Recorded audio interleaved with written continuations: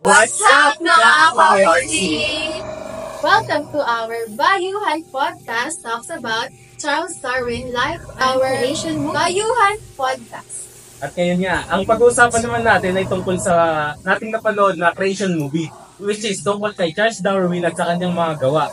So, ang nakalagay dito is, hindi lang sa natural selection tayo nakabase sa evolutionary, which is, kailangan natin i-include ang comparative anatomy, yung kanyang mga pinagsabihang mga fossils, yung mga related sa different species. Pero bago yun, kailangan mo natin alamin yung pinakang buhay ni Charles Darwin. So nagkaroon siya dito ng mga problema, pagtatalo sa kanyang pamilya, and ano nga bang una? Which is yung kanyang pinagtatalo ng science and religion. Dahil yung sa kanyang asawa ay masyado naman siyang religion, and hindi magagawa ni Charles Darwin yung kanyang mga invented. And ano naman ang mga naging problema ni Charles Darwin? Yun na nga, isa sa mga naging problema ni Charles Darwin sa kapanahonan niya is yung belief. Masyadong devoted yung mga tao noon sa kapanahonan niya. And meron siyang asawa na si Emma na devoted Christian. So, merong mga discovery si Charles Darwin na na-oppose ng church.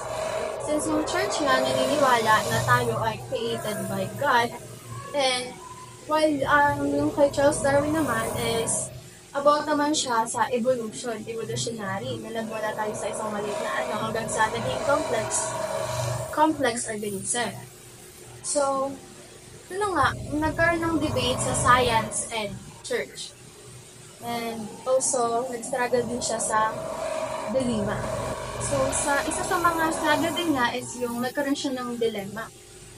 Ano nga ba yun? So, sa sinabi ni Mai, si Charles Darwin is nagkaroon ng hallucination simula nung namatay yung kanyang anak na si Annie.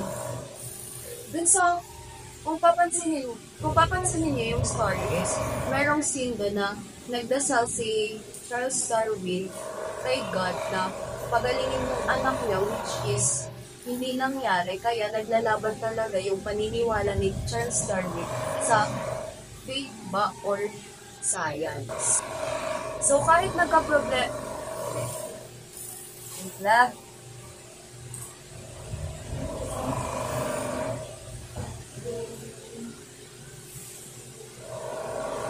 So, kahit nagkaroon ng mga problema si Charles Darwin, hindi na natapos yung mga results.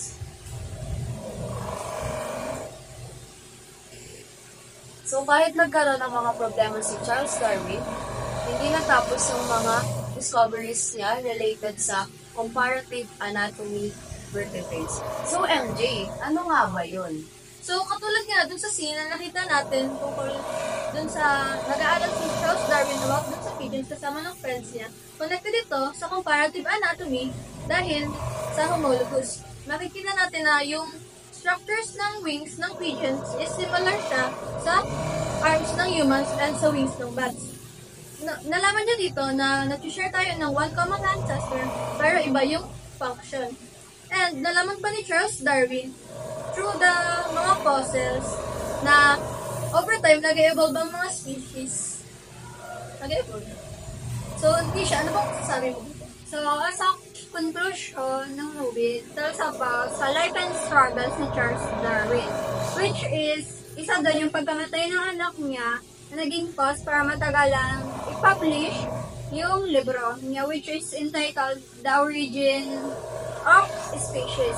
And after nun, nag-reconcile si Charles Darwin and Emma para ayusin yung relationship nila at tinulungan ni Emma si Charles para i-publish yung libro.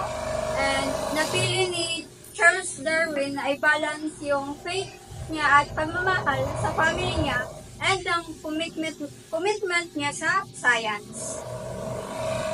So, after nun, Mai, ano bang ating mga natutunan? So, sa Darwin's theory, nag-revolve siya sa biology and sinishape yung understanding natin sa natural world. And also, the film is not about Charles Darwin life. It's about our questioning and curiosity. And curiosity make us go farther. Be curious and limitless. And yun naman mula sa science and sa belief natin, parang nag-coexistence lang silang dalawa. Since, dun nga sa yung science, parang pinuprove lang niya yung mga nangyayari dun sa Bible. So, kayo ba? Saan kayo naniniwala? Science or faith? Or both! Bye, mga kapatid! Yes!